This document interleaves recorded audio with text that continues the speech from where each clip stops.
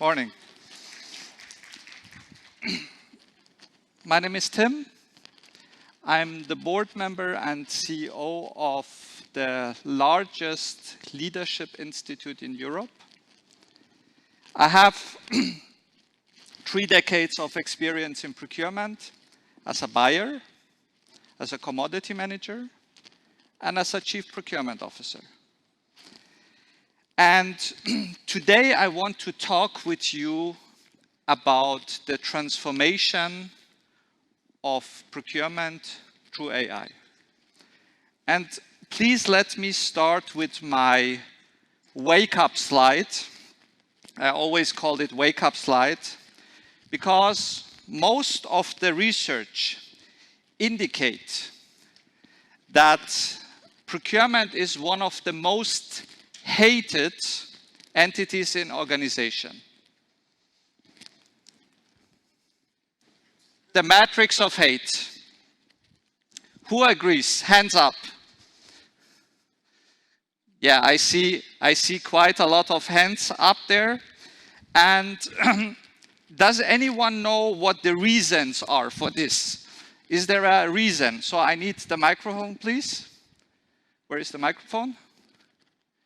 Perfect. Just relax. We are not in a hurry. Thank you. So, can I ask you for the reason why you think procurement is a hated entity in the organization? You don't think so? And how do you feel, how do you perceive procurement in the organization at the moment? It's a quite demanded unit of our organization, yes. And I would say without this unit, it wouldn't work. I love the comment. Excellent, thank you. Anyone else? Can I ask you, sir? Yes, probably because we have so many procedures and we need many specification, information. And excellent. Do you have seen my presentation already? No. Okay, good. So, thank you. Yes, the reason, and you said it correctly, thank you very much, the reason for procurement to be not perceived as a positive and interactive organization is that delays in the processes normally slow down the whole organization, and people perceive us.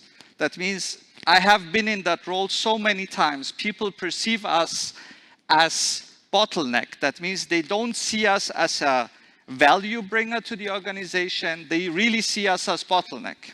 The next topic is our emphasis for cost reduction. Because why do people hire us? They don't hire us because we are fantastic in our job. They hire us because we can save the company a lot of cost, right? And this cost reduction emphasis causes also automatically the topic that people think that we prioritize the wrong things. That means I have heard so many times from CEOs, CFOs, I work a lot with McKinsey and Boston Consulting. Yes, you know, we don't need procurement in the organization. We can do it ourselves. And this is wrong. Because without procurement, there is no money, there is no cost saving in the organization.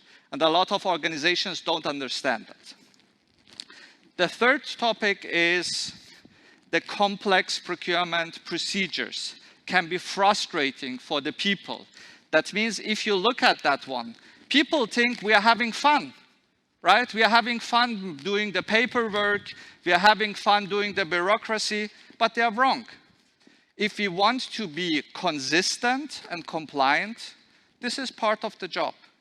And if people seeing us as a police, this is what I hear a lot of times, that we are the police of the organization, yeah, that's not my problem or their problem. Strict compliance with the procurement policies. In the companies I have worked, we have been audited at least 10 to 20 times by the FDA, the Federal Drug Administration, Drug and Food Administration. And what they do normally is They go through all the policies. And if your policies are not in place, that means you don't know what you're doing and it has no structure, you will run into a lot of trouble. That means it can automatically mean that you cannot deliver your product to the US. And CEOs and CFOs most of the time are not aware of this. So they think we are inflexible. Bullshit, we are not inflexible. We try to protect the company. That has nothing to do with the inflexibility. Then the next topic is the close relationship to the suppliers.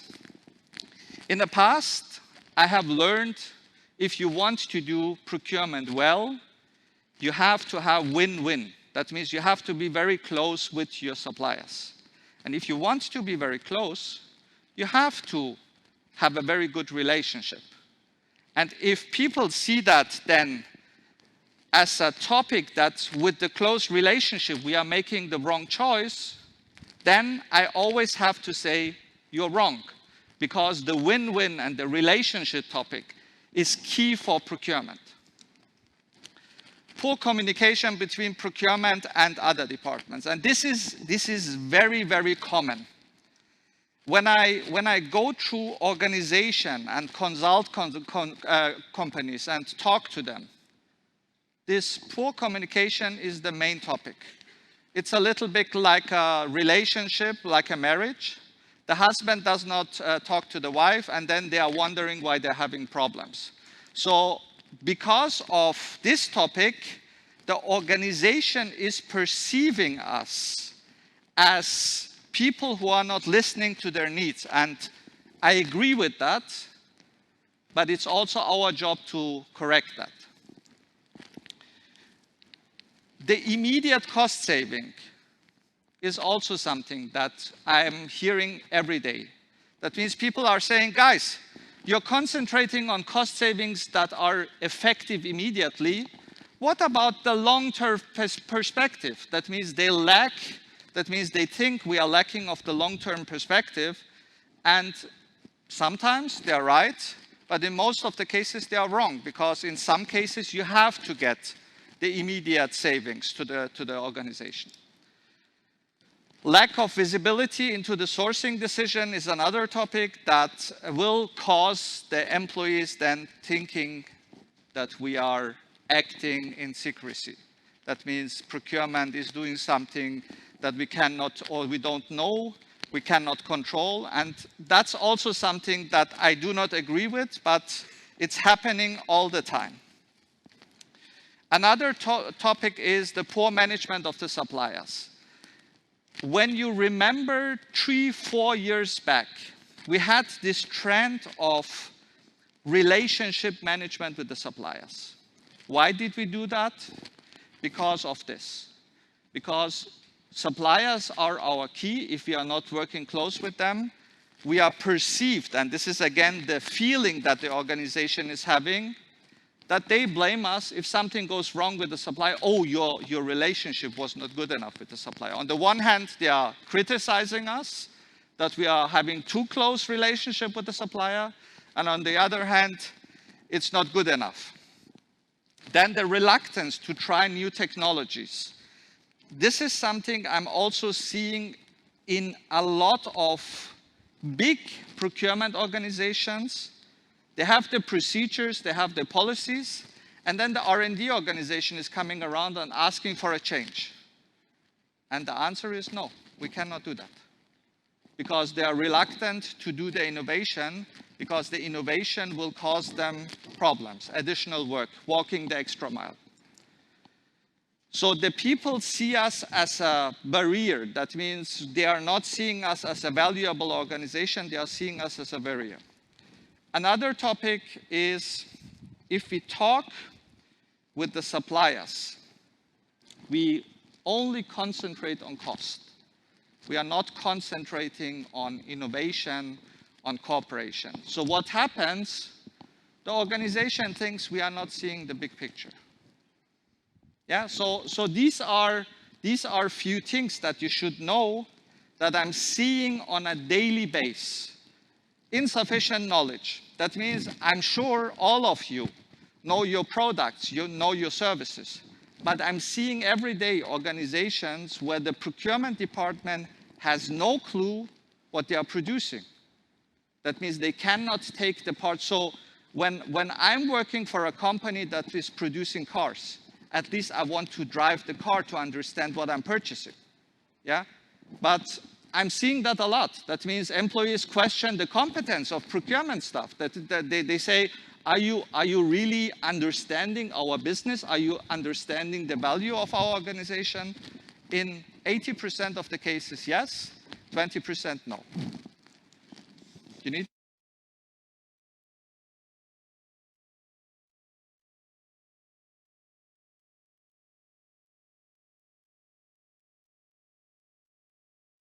Thank you. So is that now clear why the organization is having, let's say, mixed feeling regarding procurement? Can I have the microphone, please?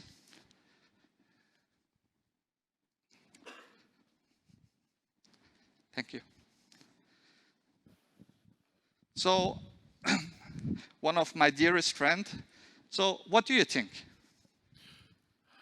I think that there is maybe one aspect missing, and that is that procurement has two hats. On the one hand, we are the friend, and on the other hand, we are the controller and the policeman. And I think that this may make us extremely unpopular, because one day we have the friend hat, and at the same time we have the policeman hat. But do we have the competencies? Do we have the mandate to wear the two hats? No, exactly. Absolutely We don't not. have the competency to wear the two hats. That's the problem. Yeah. And I also think, Tim, that for some of these things we are really responsible ourselves, because it is very often not the reality what you said, but how people perceive us, and maybe this is the problem as well. You're fantastic. Thank you very much. So now going into the details of the presentation. So there are two ways now to solve this problem. The first way is to change. And when you remember, I was standing on the Procon stage 5 years ago, and I told everyone, I said, artificial intelligence is coming, we have to change, or the organization will change us.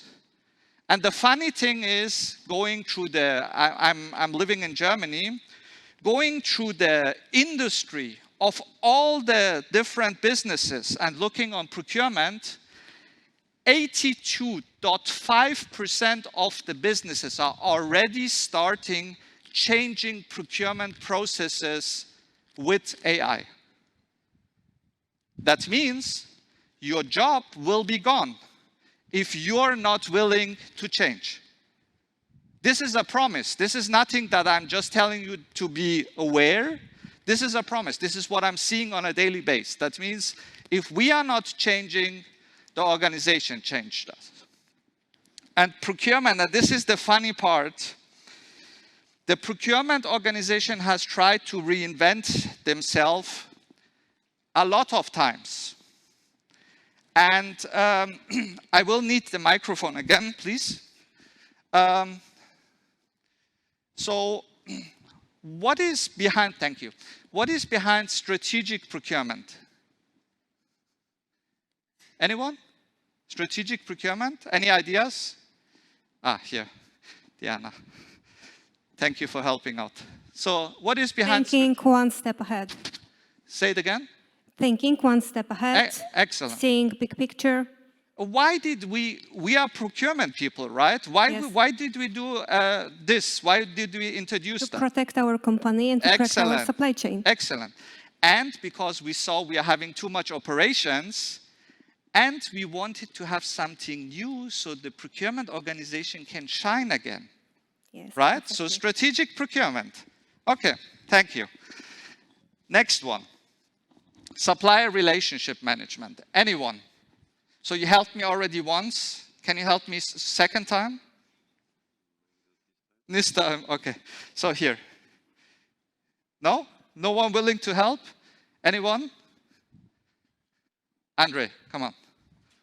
You help. Thank you. Keeping win-win relationship. Excellent, excellent. And why do we do that? Because if we don't have win-win relationship, the relationship may be breached. Excellent, excellent. That's actually the point. Can I give that to you just? Can I give you the micro? Thank you. Okay, so the next topic is the technology integration. Then we have sustainability. So what you see on the screen is no new trend. It's just things that we as a procurement department invented to make ourselves more valuable, to make ourselves more important.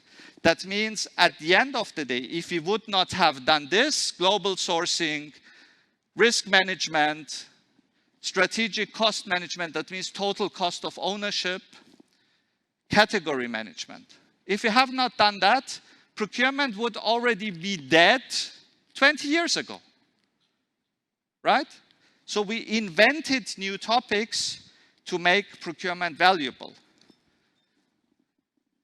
Did it work? No.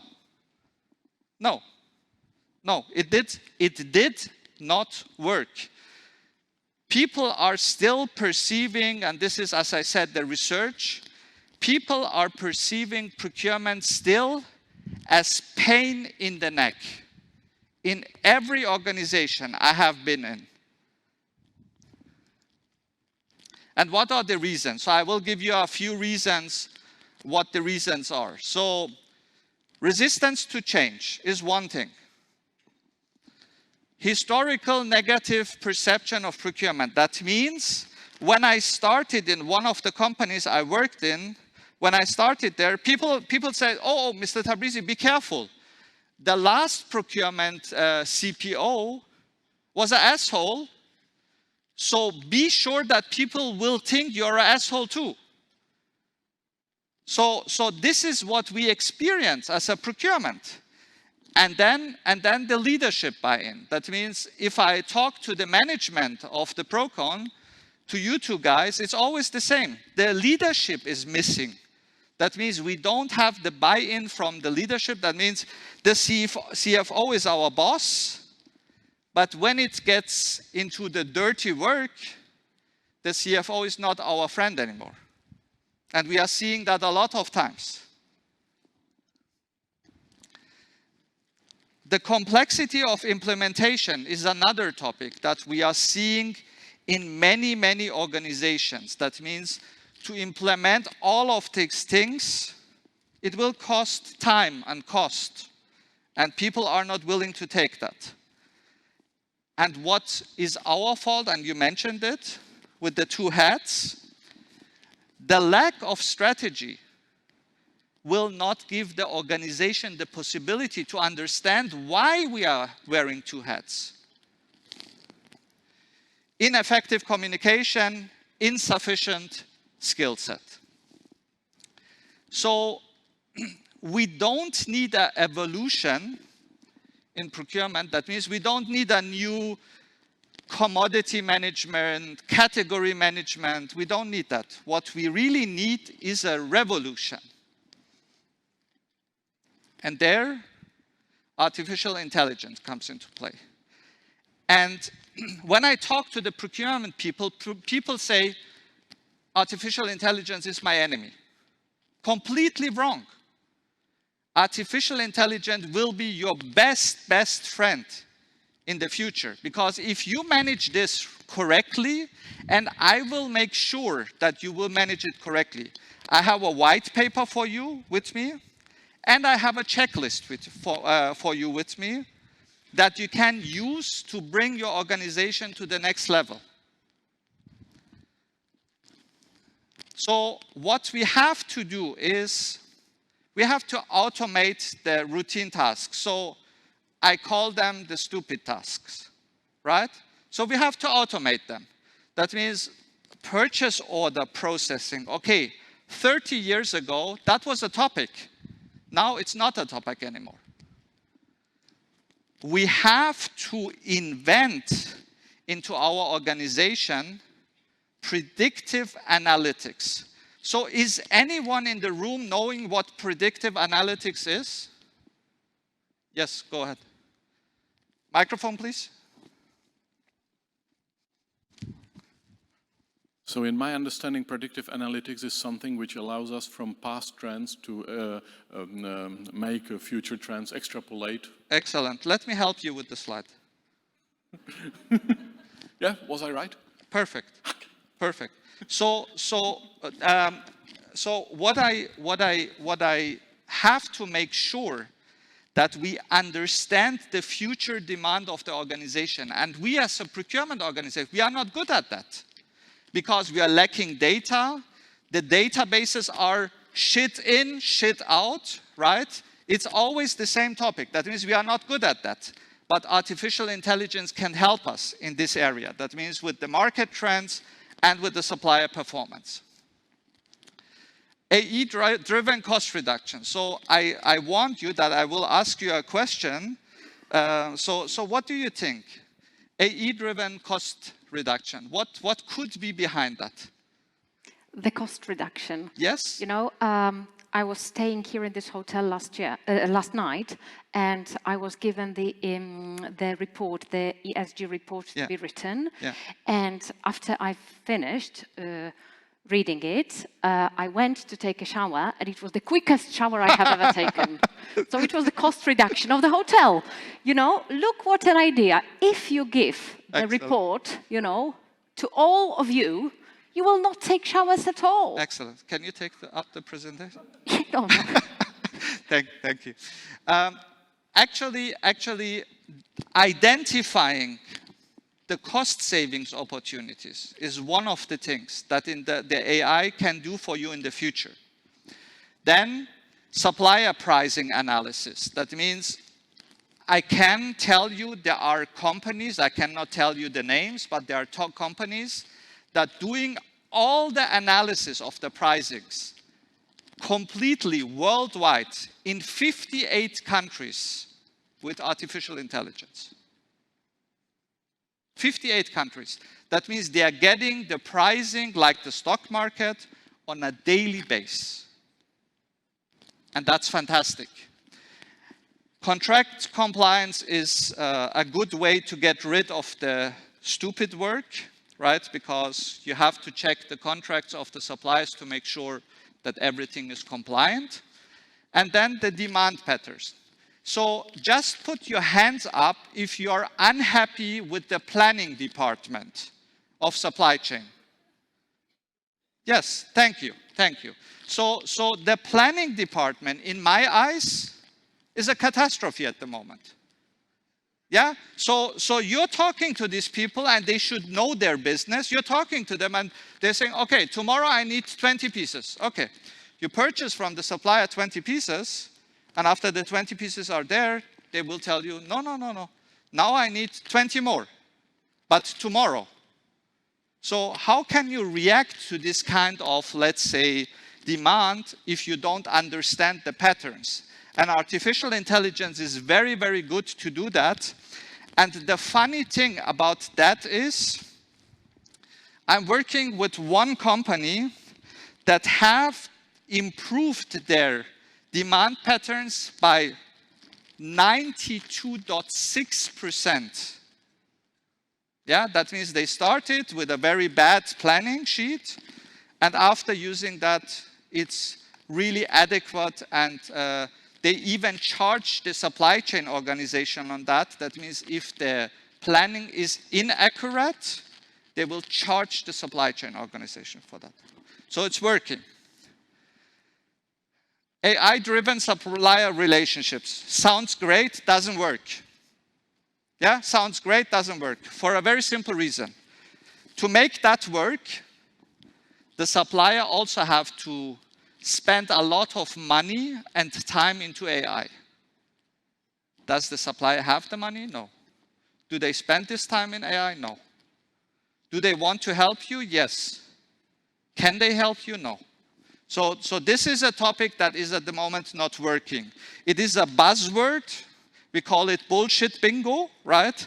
It's a buzzword, but it's not working. Then you have AI-driven risk mitigation, and this is working very, very well. The best company in the world doing that is Goldman Sachs. They are having in New York a building with 23 floors full of computers, doing nothing else than risk management the whole day. Geopolitical events, market volatility, financial health. We can do that too. Costs money, but we can do that too. So this is already possible. Advanced decision making. So can we have the microphone again, please, for the beautiful lady there, Renata? So Renata, what is behind advanced decision making with artificial intelligence? Risk mitigation. So can you do all the procurement decisions at the moment without artificial intelligence? Yes, you can, but that can be easy. The reason at the moment it's not possible to do that is very simple. Because first, we don't have the data. Data is one problem. Second, we don't have the knowledge. Third, beside the knowledge, we don't have the, let's say, data globally to make a decision based on that. That means the algorithms. You can have a perfect algorithm like Google is having, but if the data is not good, it does not help us. The recommendation that the artificial intelligence will then give you, and now comes the important question. Do you have the mandate in your organization to execute them? No, I don't think so. Exactly. So the next, thank you, Renata. So the next problem is, even if you make the decisions based on AI, and the decisions are excellent, and you can use them, it's still the topic that your organization will tell you, no, we are not doing that. We are not doing that because it's too risky, we don't understand the patterns, we don't understand what is going on there. So that's a topic where I'm fighting now for 4 years with McKinsey, Boston Consulting, and other companies, where I say if you want to change the culture, that means becoming an AI-driven culture, you have also to allow AI decisions to be executed, right? Good. Dynamic pricing and negotiation, this is fantastic. Every stock market is using that at the moment. That means real-time pricing, real-time negotiation. Stock market is nothing else than negotiating between two parties. Was there a question? No. Analyzing market data and the historical pricing. This is already possible, and also we are using that on a daily basis. Supplier sourcing and discovery. So what we are seeing in procurement is, if you take a company, let's say in Warsaw, 80%, let's take Pareto, 80% of the suppliers are within a radius of 50 kilometers to Warsaw. Yeah, and this is a problem. This is a problem. That means if you make your life as a procurement organization simple and keep your suppliers in a running distance or driving distance, then you will not get the best pricing. So AI can help here. And there are 2 companies at the moment, both of them are sitting in Switzerland, who are working on this one. It's not 100% usable, but we are having 90%. And if this is working, you can just press a button and put in, let's say, left mirror of the car or right mirror of the car, and then you get immediately in Taiwan, in Hong Kong, you get the right suppliers with the right ranking, with the right algorithms to source the products. efficient contract management. Contract management is the less important and the most important topic in procurement. Because if your contract is bad, you will overpay. If your contract is good, you will not overpay. Because if the supplier is not delivering, you will then have the possibility to act. So you don't have to make pictures of the presentation because you will get the presentation completely, the white paper and the checklist. So no worry about that one.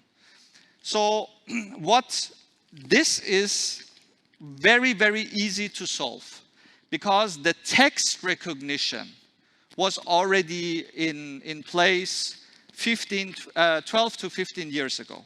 That means what you do, you just scan a contract and artificial intelligence can tell you within, just that you have a feeling. Normally, our legal department takes 2 to 3 days to check a contract, 2 to 3 days. AI is doing it in 1.5 minutes. 1.5 minutes. That's the difference. Personal procurement experience. So what I told you before, if I'm working with people who are, let's say, disliking, not hating, but disliking procurement, they will tell me, you know, every time procurement is coming to me, they are acting differently. Every time the request is different, correct, Diana, right? So every time the request is different, I don't feel respected, I don't feel as a customer, and. And this will change. That means the artificial intelligence can tailor the procurement experience to your needs. And this is already in place. That means there are companies that are already doing that. And if you don't want to miss the train, as I said, try to check what is possible in your company and what is not possible. Inventory optimization. This is also a topic that I always get headache with, right? You know that topic very well. So when we look on the inventory, supply chain is the accountable person. That means it's not procurement. But they are coming to us and say, oh, okay, you over-ordered. Yes, I over-ordered because you did the wrong planning, right? So with AI, I'm able to take my iPad and go through my inventory. With the scan codes, I'm able to see immediately the order pick time and the delivery time. Within a second,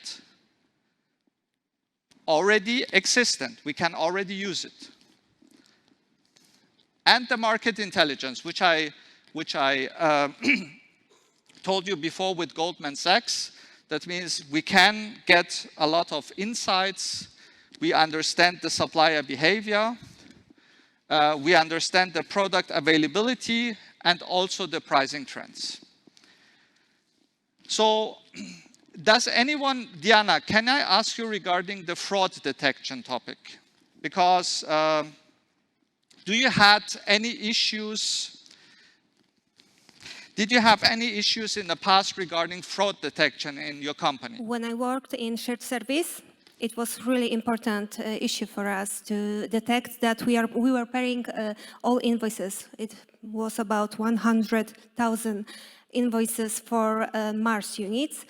And yes, it was really hard to understand if we are paying the right invoice. So yes, we had a process to make sure that we are aligned, that yes, there is not a fraud invoice, but this is the right one. But yes, it is time consuming.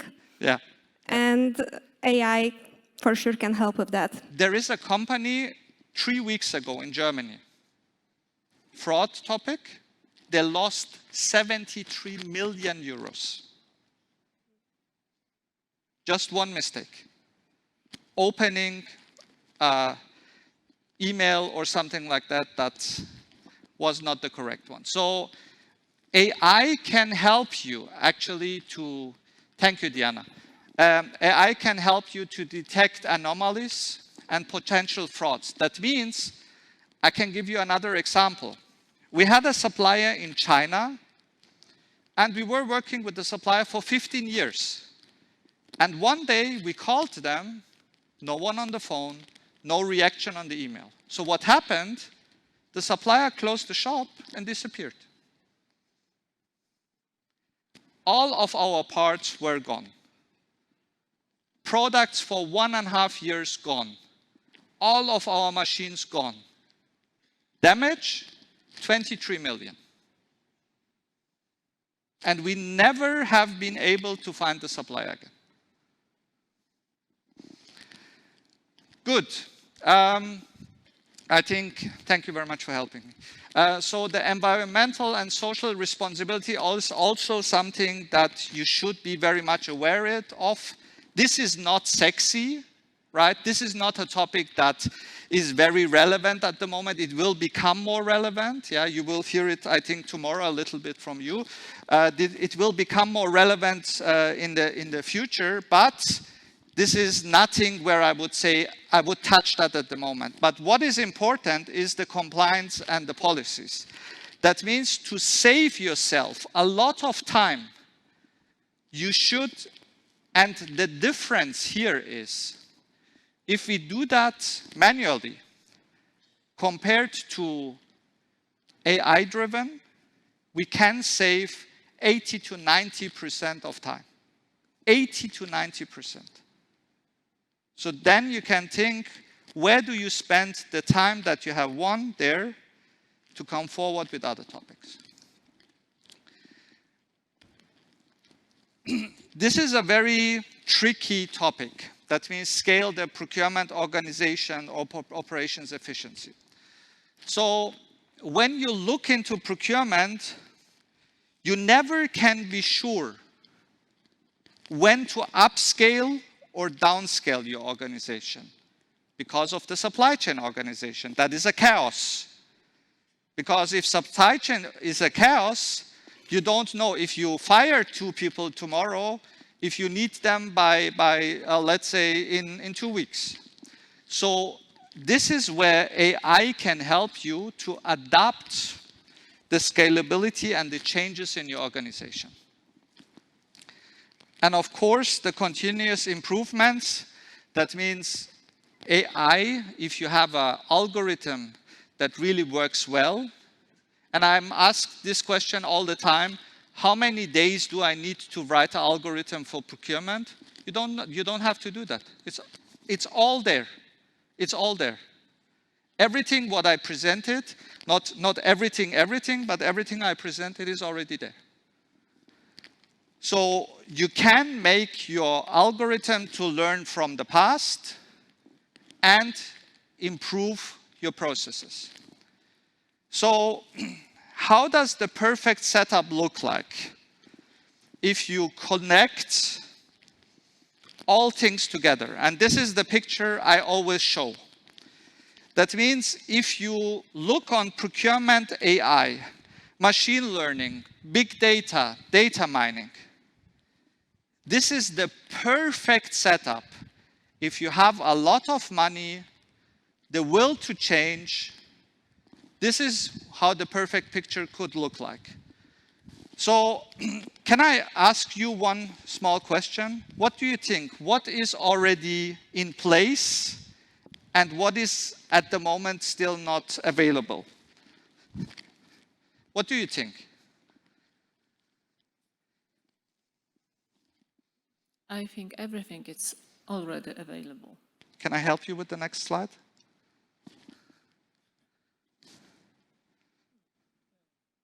So you're right. Nearly everything is available. And on the 2 others, at the moment, they are working. Okay. Right? So at the moment, if you would give me the, let's say, financial amount or stability to do that, I could do e-inventory, e-payment, e-order, e-planning, and e-contract immediately. May I have a question? Yes, here? please.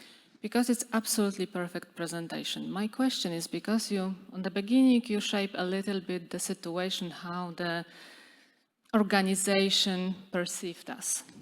And right now it's a perfect solution, but the investment on this solution, So I have you think seen it's my presentation already? no, it's significant. And do you have any data how this relation, the investment versus the benefits looks like, and how we can convince our board members to help us to really move from our reality to the future? I'm doing this presentation now for 3 years. The best question I have heard. Thank you. Because that's exactly the biggest problem. If you go with this presentation to your CFO, and probably the CFO is your boss, right? So if you go to your CFO, what does the CFO say? Oh, no problem, we will manage everything, we know what. So when you calculate the amounts for a small company, I will give you numbers. For a small company, small, mid-size, we are talking about 3 to 8 million euros invest. For a big company like Siemens, we are talking about 170 to 1 billion invest, right? Is the return? The return is at the moment, no one can. If someone is telling you, I can give you the return on that one, lying, right? Yeah, the return is another problem. The return will come with time. That means it's exponential. And with the exponential return, you need people to believe, right? Because if someone is saying, okay, I want to see next year the result, will not happen. Did I answer your question? Yeah. Perfect. Thank you very much. So how to navigate through the AI-powered ecosystem? So I'm very thankful that you wasted your time today to be here with me and listening to me. So thank you very much. This checklist will help you to get forward in your organization. That means this, if you use that checklist, tick it, it will help you with your CFO. To be prepared for the discussion with your CFO, I have prepared a white paper. It's 20 pages. Read it, go to your CFO, and convince him. In 80% of the cases, it's not working. But I'm talking about the 20%. Because at every trip starts with the first step, right? So we have to start somewhere. This is the scan that you can do. That means if you scan this one, you will automatically come to the folder where you have the white paper, the presentation, and the checklist.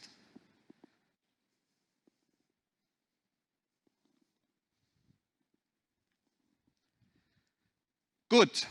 And now your question. Is it possible? Yes, it is.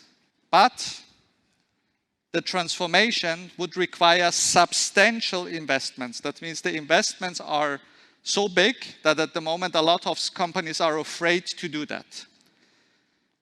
The next topic is, and this is even more important than the investment, is the commitment to quality. As I said, shit in, shit out. That means if you put bad data in, you will get bad data out.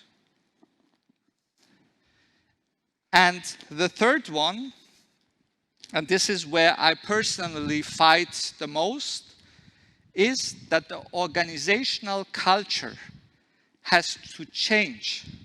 That means you cannot introduce AI in an organization that is living in the 1950s. It's not possible. Nie ma zmiany bez zmiany.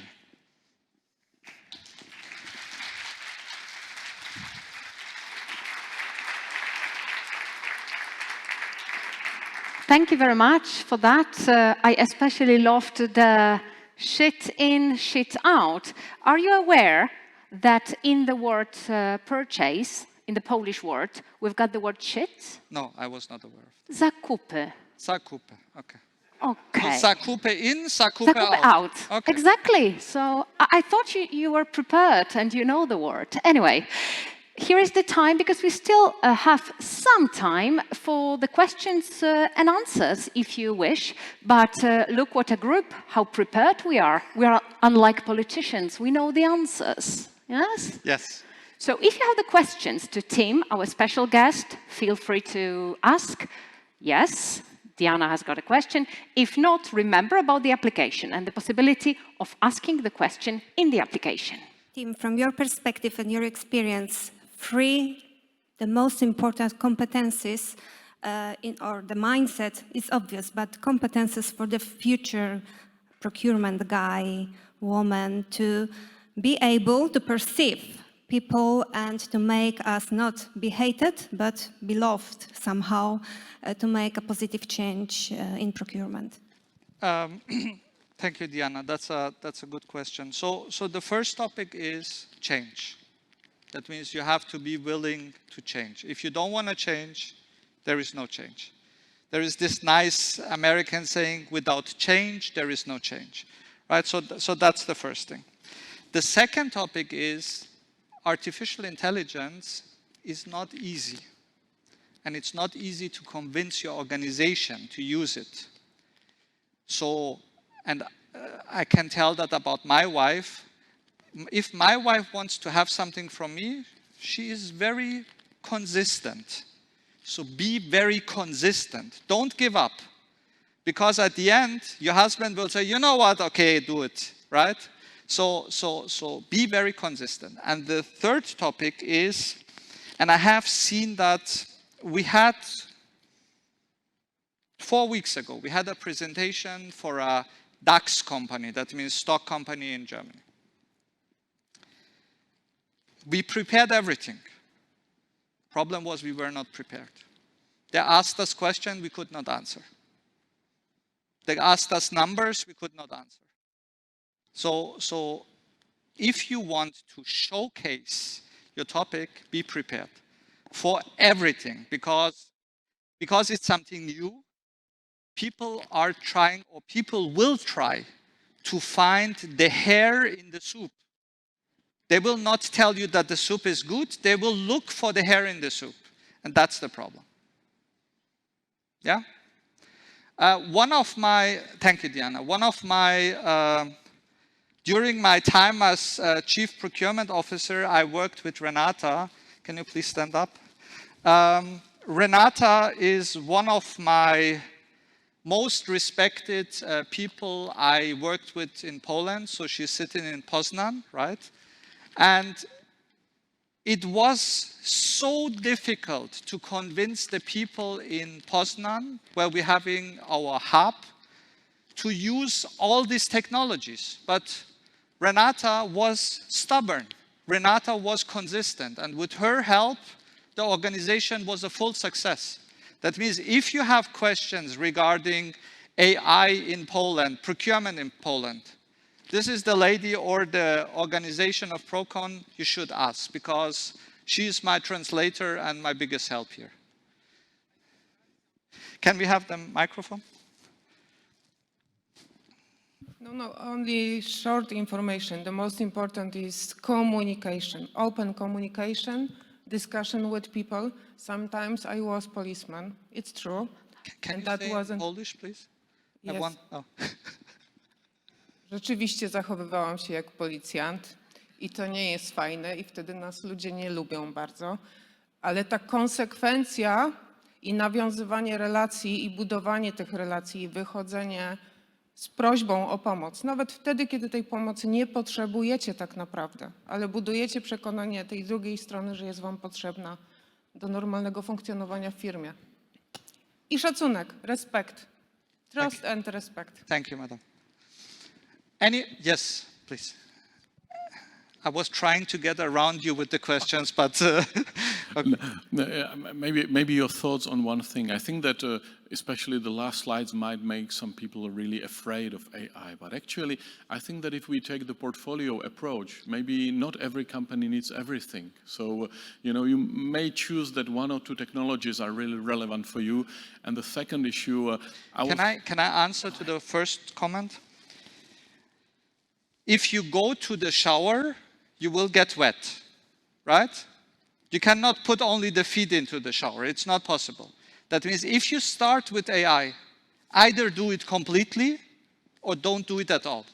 Because introducing AI in parts of the organization will cause difficulties with the standard, classical parts of the organization. And we have seen that a lot in the past. In the last 5 years, I have seen that a lot.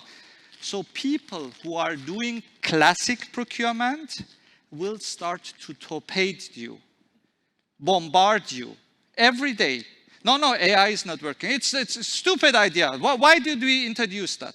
So if you do it, either do it completely or don't do it at all. This is my recommendation. Yeah? So what was the second topic? My second question actually was, and this was related to that, so in what order would you recommend to start with AI? So, yeah, that's also a very good question. So the first topic is, I would start with the data. Because if your data, this data mindset must be in the organization. That means before doing anything regarding AI, bring your data in order. It's a little bit like in winter. When you want to drive in the winter with your car, you change the tires, you put in fluid in the tank, and then. So prepare the data to be ready for the winter. And if you prepare the data wrong, you have the wrong tires on the car, it's a catastrophe. Did I answer your question? Perfect. Thank you. I love questioning coming up. Yes. Can I help you? Or, okay. Thank you. Just a question, because of course Renata said that yes, sometimes we are like policemen. Yes. And as leaders, we need followers. So sometimes, absolutely, we need to be, of course, we need to be consistent, but also make sure that our people understand what we are talking about. Mm-hmm. Not all of them will be open for changes. Mm-hmm.